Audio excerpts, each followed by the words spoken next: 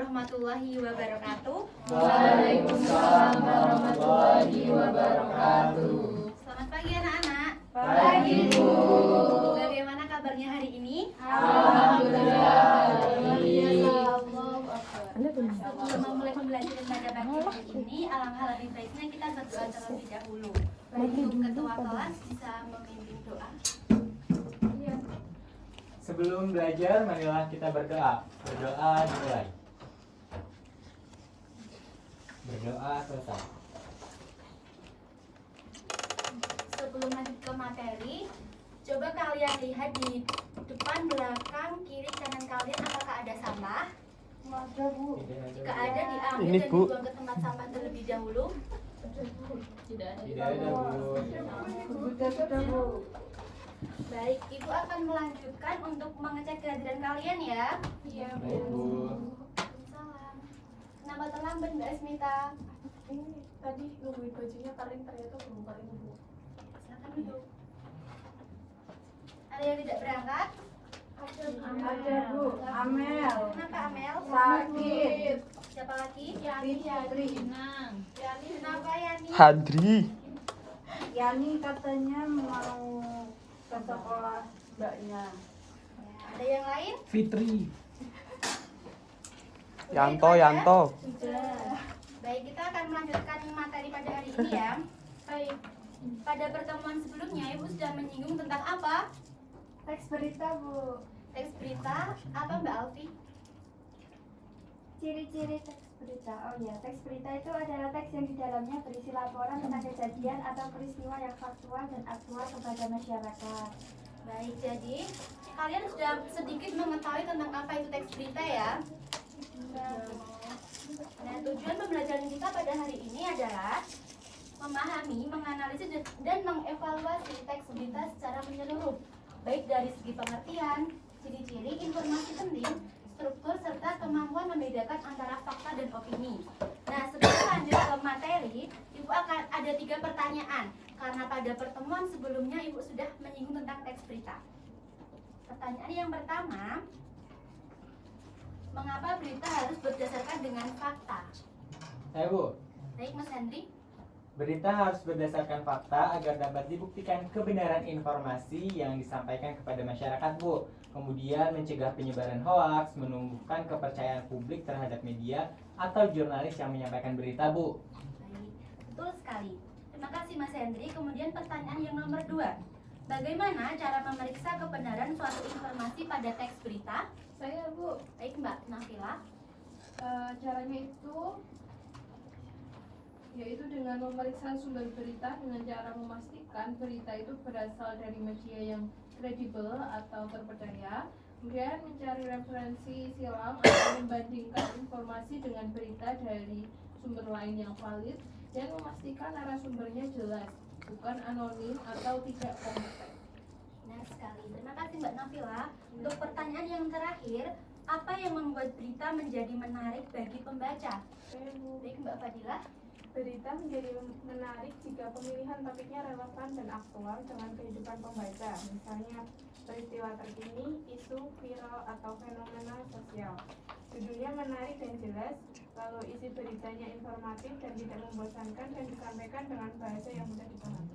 Baik, terima kasih Mbak Fadila. Kita lanjut ke materi kita hari ini.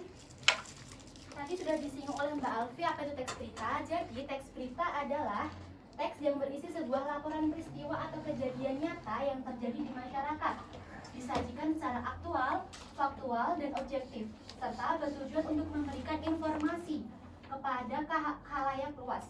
Teks berita disusun berdasarkan unsur 5W1H atau dalam bahasa Indonesia bisa disebut dengan adik simba. Dan struktur berita terdiri dari judul, teras berita, tubuh berita, dan ekor berita. Ciri utama dari teks berita bersifat aktual atau terkini, penting dan menarik untuk diketahui oleh masyarakat. Paham? Paham. Kita lanjut. Ciri-ciri teks berita. Ciri-ciri teks berita ada 4. Yang pertama, aktual.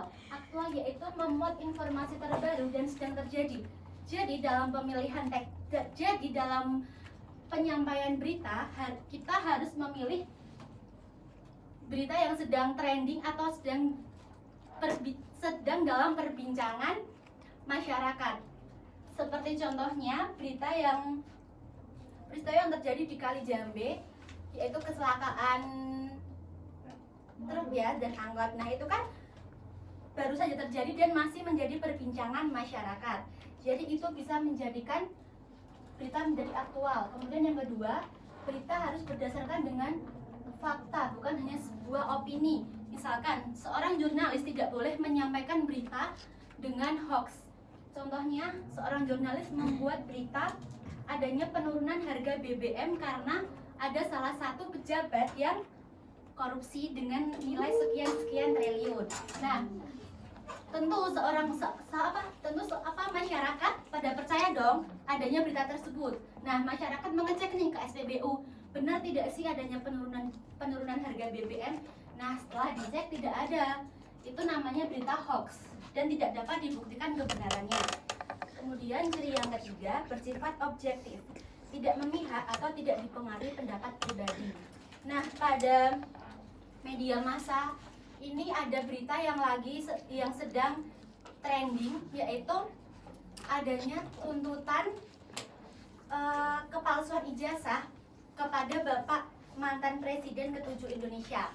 Nah, jadi seorang jurnalis tidak boleh memihak salah satu narasumber karena narasumber di sini berasal dari Bapak Jokowi sendiri, dari pihak UGM dan pihak pelapor. Jadi jurnalis di sini harus bersifat netral, tidak memihak salah satu agar berita disampaikan bersifat objektif. Seperti itu ya. Kemudian dalam teks berita harus lengkap, menjawab unsur 5W atau adiksimba tadi. Adiksimba singkatan dari apa, di mana, kapan, siapa, mengapa, dan bagaimana. Jadi dalam sebuah teks berita harus dapat menjawab 6 pertanyaan itu tadi ya. Baik Ibu. Dapat dipahami? Selanjutnya, bagaimana kita mengetahui bahwa informasi yang diberikan dalam teks berita itu aktual dan faktual? Yang pertama, seperti yang sudah Ibu singgung tadi, berita yang disampaikan harus bersifat aktual atau peristiwa yang kejadiannya baru saja terjadi atau sedang berlangsung. Informasi ini penting karena memberikan kabar terkini yang dibutuhkan oleh masyarakat. Kemudian yang kedua, informasi akurat. Informasi akurat adalah informasi yang sesuai dengan fakta, tidak mengandung kesalahan dan dapat dibuktikan kebenarannya. Informasi akurat biasanya berasal dari sumber yang jelas dan terpercaya seperti lembaga resmi atau saksi langsung. Dapat kita lihat seperti pada tayangan televisi, jika ada seorang stasiun televisi menyampaikan berita, tentu kan ada seorang wartawan yang mewawancarai saksinya langsung di lokasi kejadian. Nah, seperti itu bisa menjadikan berita itu akurat. Jadi informasi yang disampaikan ini akurat dan dapat dibuktikan kebenarannya, tidak mengandung hoax. Paham? Paham. Sepertinya kalian tidak semangat ya. Paham. Fokus kalian sudah teralihkan. Untuk menambah semangat kalian, Ibu minta kalian semua berdiri. Sama dia ya, Emak.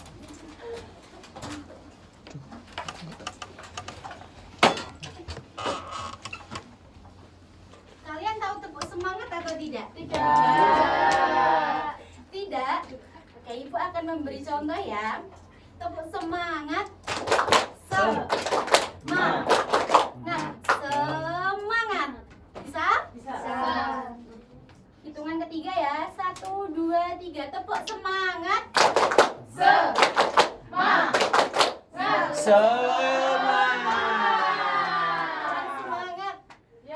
semangat.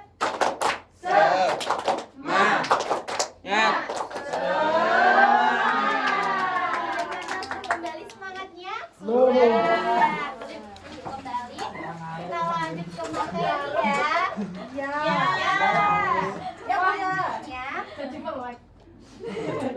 Cara menemukan informasi yang aktual dan akurat dalam sebuah teks berita.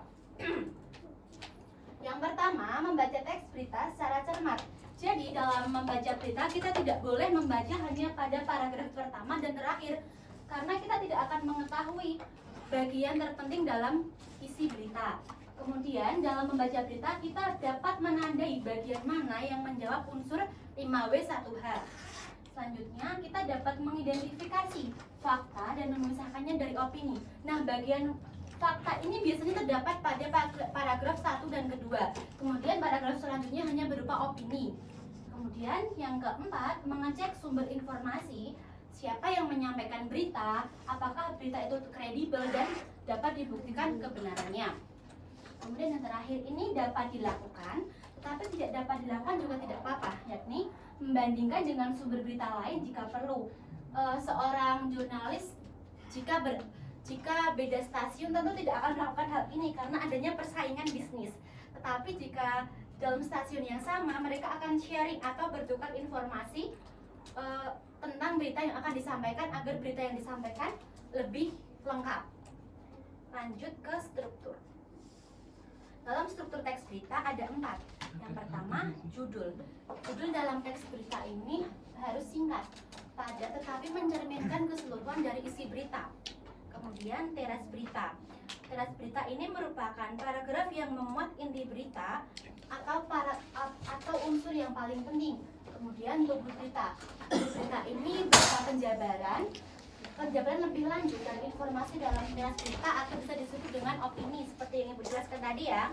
Kemudian ekor berita. Ekor berita ini informasi tambahan atau latar belakang, bisa berupa opini tetapi juga bisa berupa latar belakang yang mendasari berita tersebut disampaikan. Seperti itu. Paham? Paham. Kalau paham, kita lanjut ke tugas pertama. Bisa minta tolong membacakan. Baik, Mbak Niswa, paragraf pertama. Paragraf 5. Surabaya 15 Mei 2025. 3 siswa dari SMA Negeri 5 Surabaya berhasil menciptakan alat deteksi banjir otomatis menggunakan sensor ultrasonik dan mikronano. Alat tersebut diberi nama banjir deteksi dan mampu mengirim peringatan dini melalui aplikasi telepon genggam. Inovasi ini dibuat karena seringnya terjadi banjir di beberapa kawasan Surabaya saat musim hujan. Paragraf kedua. Boleh Mbak Asmita? Alat ini telah diuji coba di daerah Kalirungkut dan menunjukkan hasil yang memuaskan. Kepala sekolah, Bapak Anto Santosa, menyatakan bahwa pihak sekolah sangat bangga atas pencapaian siswa-siswinya dan akan mendukung pengembangan alat tersebut lebih lanjut. Baik. Nah, dari contoh kita tersebut, kalian bisa tidak menentukan unsur 5W1H-nya? Bisa. Apakah sudah paham? Sudah. Sudah. Kalian boleh menjawab unsur 5W1H-nya. Dari yang pertama, unsur apa yang terjadi dalam berita tersebut? Kayak Bu, Baik, Mbak Mita. apa yang terjadi itu ada 3 siswa SMA menciptakan alat deteksi banjir otomatis bernama Banjir Detect. Ya, benar. Kemudian nomor 2, siapa yang terlibat dalam berita tersebut? Iya Bu, Baik, Mbak Arisma. yang terlibat itu ada 3 siswa SMA Negeri 5 Surabaya dan kepala sekolah yaitu Bapak Anton Santosa. Benar sekali. Kemudian nomor 3, kapan peristiwa tersebut terjadi? Jawab lagi Bu. Ya, Pada tanggal 15 Mei 2025 Bu. Saya lagi. kemudian di mana peristiwa tersebut terjadi? Surabaya. Ya, benar sekali. Kemudian, mengapa hal tersebut dilakukan? Untuk mencegah banjir. Benar. Yang terakhir, bagaimana kejadiannya? Siswa menciptakan alat menggunakan sensor ultrasonik dan mikrocontroller lalu mengujinya di lapangan dan alat ini dapat mengirim peringatan melalui aplikasi ponsel. Ya, benar sekali. Apakah kalian sudah paham? Paham. Dalam bentuk teks seperti ini kalian paham ya? Paham. Tetapi kalau dalam bentuk video, apakah kalian paham? Paham. Nah, kita buktikan ya. Iya. Baik, kita lihat tayangan video berikut. Ada 2 berita dalam satu video dan kalian nanti Kalian menjawab ini, unsur 5W satuannya. Paham? Paham. Selamat menonton.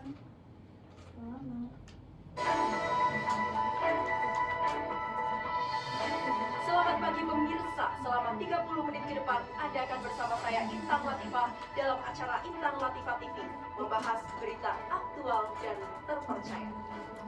Berita terkini telah terjadi hujan lebat di wilayah ibu kota Jakarta pada Minggu 7 November 2021 Perhatikan ya. yang mengakibatkan 12 RT dan 4 RW Jalan Kota Bogan Kemayoran Baru Jakarta Selatan terpaksa harus menerobos banjir guna melakukan aktivitas di luar ruangan. Menurut pendapat dari warga sekitar, banjir kali ini berbeda dari biasanya.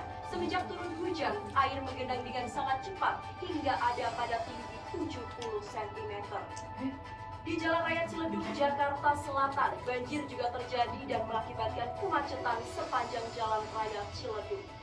Banjir dengan tinggi 70 cm ini mengakibatkan para pengendara tidak dapat melanjutkan perjalanannya, sehingga ruas jalan dialihkan ke jalan panjang guna menghindari kemacetan. Untuk mengurangi banjir, petugas telah mengerahkan 1 alat pompa air untuk menyedot banjir. Banjir di wilayah ibu kota Jakarta Selatan masih memprihatinkan. Kita beralih ke informasi selanjutnya. Kabar gembira datang dari negara tercinta, negara Indonesia. Kasus COVID-19 berdasarkan data Satgas Penanganan COVID-19 per 9 November 2021 telah terjadi peningkatan tingkat kesembuhan pasien COVID-19. Data yang sudah masuk pasien COVID-19 terletak pada angka 4.298.000 dan telah terkonfirmasi dari pasien yang sembuh dari COVID-19 ada pada angka 4.095.000. Hal itu dilihat dari gencarnya masyarakat Indonesia yang melakukan vaksinasi COVID-19. Informasi tadi menutup jumpa kita pada kali ini. Saya Intan Latifah pamit undur diri dan sampai jumpa. Apakah perlu ditayangkan ulang? Tidak. Kita lanjut ke pertanyaan nomor 1. Apa yang terjadi pada berita tersebut? Baik, Mbak Bella. Apa yang terjadi di berita tersebut yaitu telah terjadi hujan lebat yang menyebabkan banjir setinggi 70 cm dan kemacetan di beberapa wilayah di Jakarta Selatan. Baik, benar ya. Kemudian pertanyaan yang kedua, siapa yang terlibat dalam berita tersebut? Baik, Mbak Julia. Warga Jakarta Selatan, terutama yang tinggal di Jalan Petogogan, Kemayoran Baru, dan pengendara di Jalan Raya Ciledug. Petugas juga terlibat dalam penanganan banjir. Benar. Dan nomor 3, kapan peristiwa tersebut terjadi? Saya Ibu. Ya, Mbak Bella lagi, boleh. Peristiwa itu terjadi pada hari Minggu tanggal 7 November 2021. Nah, kemudian lanjut, di mana peristiwa tersebut terjadi? Jakarta Selatan, khususnya di Jalan Petagonan Kemayoran Baru dan Jalan Raya Ciledug. Ya, benar. Kemudian, mengapa peristiwa tersebut terjadi? Karena hujan lebat menyebabkan air cepat menggenang dan mengakibatkan banjir. Ya, benar. Yang terakhir, bagaimana kejadiannya? Boleh Mbak Bella lagi. Warga terpaksa menerobos banjir untuk beraktivitas. Selain itu, pengendara juga terjebak banjir dan jalan dialihkan. Kemudian ada juga petugas yang mengerahkan pompa air untuk menyedot genangan. Ya, benar. Kita lanjut ke berita yang kedua. Ya. Masih sama pertanyaannya, 5W1H. Langsung saja pertanyaan yang pertama, apa yang terjadi pada berita kedua? Saya Bu, Boleh Mbak Kiki? terjadi peningkatan kesembuhan pasien COVID-19 di Indonesia. Nah, benar. Kemudian berikutnya, siapa yang terlibat? Saya Bu, Ya, Mbak Isa. pasien COVID-19 di Indonesia, masyarakat yang ikut vaksinasi, dan Satgas Penanganan COVID-19. Ya, benar. Soal yang ketiga, kapan peristiwa tersebut terjadi? 9 November 2021. Ya, benar. Kemudian, di mana peristiwa tersebut terjadi? Di Indonesia. Nah, terus, mengapa hal tersebut dilakukan? Agar sembuh. Karena masyarakat gencar melakukan vaksinasi COVID-19. Ya, benar. Yang terakhir, bagaimana kejadiannya? Data Satgas menunjukkan bahwa dari 298.000 pasien, ada 195.000 diantaranya telah dinyatakan sembuh. Ya, benar sekali. Apakah kalian sudah memahami tentang teks berita? Sudah. Kalian siap untuk melanjutkan ke penugasan Iya. secara berkelompok ya? Ya. Kelompoknya mau membuat sendiri atau Dari Ibu. Baik. Langsung saja, ini kelompok 1, kelompok 2, kelompok 3, kelompok 4 ya. Ya. Untuk tugasnya salah. Menganalisis informasi aktual dan akurat dari teks berita. Nah, yang pertama kalian boleh membuka telepon genggam kalian, tetapi hanya untuk mencari berita, tidak untuk scroll TikTok dan lainnya. Baik, Bu. Yang kedua, kalian membaca berita tersebut dengan seksama. Kemudian kalian menulis ulang isi dari berita tersebut dalam bentuk ringkasan singkat saja, 8 sampai 10 kalimat. Kemudian kalian menjawab pertanyaan 5W1H tadi. Dan yang terakhir, kalian menentukan dan menjelaskan apakah berita tersebut aktual dan akurat. Bisa dipahami? Bisa. Aku akan membagikan lembar jawabnya ya. Ya.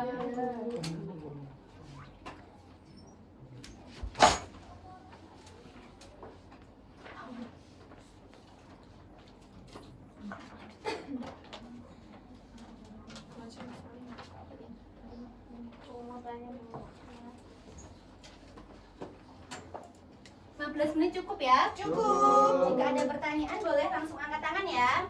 Ya. Tanya Ibu. Ya.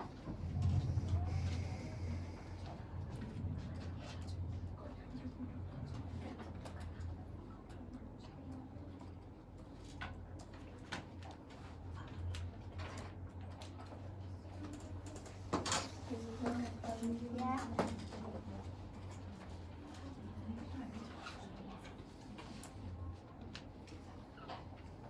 Izin bertanya, Bu. Ya.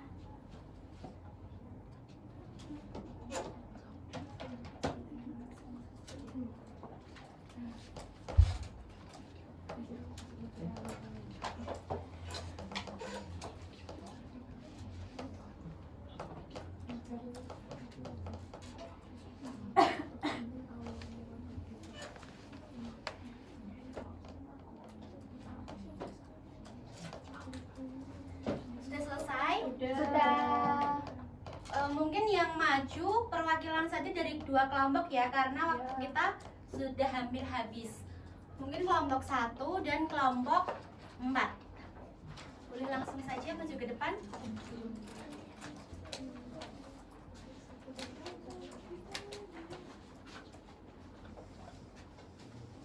Baik teman-teman, saya mewakili dari kelompok 4 izin menyampaikan hasil diskusinya. Untuk ringkasan beritanya itu, pada tanggal 10 Mei 2025, pemerintah Kota Jakarta meluncurkan program baru bernama Jakarta Bersih 2025 yang bertujuan mengurangi sampah plastik hingga 50% dalam 5 tahun ke depan. Program ini melibatkan kerjasama antara Dinas Lingkungan Hidup, komunitas masyarakat, dan pelaku usaha. Salah satu langkah awal adalah pelarangan menggunakan kantong plastik sekali pakai di pusat perbelanjaan dan pasar tradisional. Wali Kota Jakarta, Bapak Agus Santoso menegaskan pentingnya kesadaran bersama agar program ini berhasil dan lingkungan menjadi lebih sehat. Program ini juga didukung dengan edukasi tentang pengelolaan sampah yang baik di sekolah-sekolah. Pelaksanaan program dimulai pada Juni 2025 dengan target evaluasi awal pada akhir tahun. Kemudian pertanyaan nomor 1. Apa judul berita tersebut? Judulnya itu Pemerintah Jakarta luncurkan program Jakarta Bersih 2025 kurangi sampah plastik. Kemudian apa yang terjadi itu pemerintah Jakarta meluncurkan program pengurangan sampah plastik bernama Jakarta Bersih 2025. Siapa yang terlibatnya? Pemerintah Kota Jakarta, Dinas Lingkungan Hidup, komunitas masyarakat. Kemudian kapan peristiwa terjadinya? Diluncurkan tanggal 10 Mei 2025. Kemudian di mana lokasinya itu di Kota Jakarta.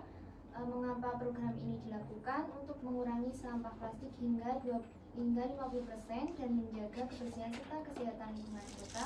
Kemudian bagaimana pelaksanaannya itu melalui pelarangan kantong plastik sekali pakai. Kemudian Mbak Mala. Selanjutnya saya akan membacakan hasil diskusi kelompok kami. Untuk ringkasannya, pada tanggal 15 Mei tahun 2025, Gunung Semeru di Jawa Timur kembali mengalami erupsi dengan mengeluarkan abu vulkanik setinggi 3.000 meter dari puncak kawah.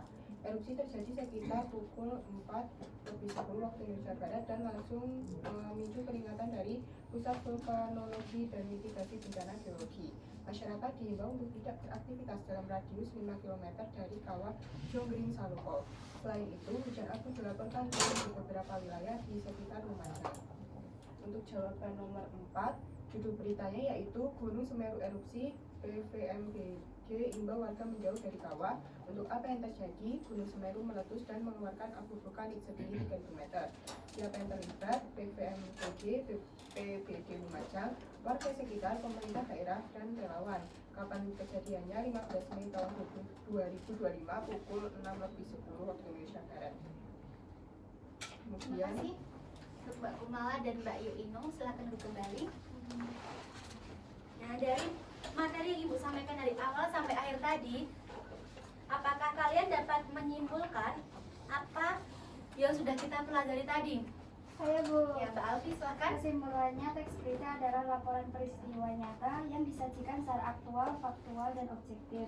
Untuk menemukan informasi yang akurat, pembaca perlu memahami struktur berita, mengidentifikasi unsur 5W+1H, serta membedakan fakta dan opini dengan memeriksa sumber informasi yang terpercaya. Ya, bagus, benar sekali.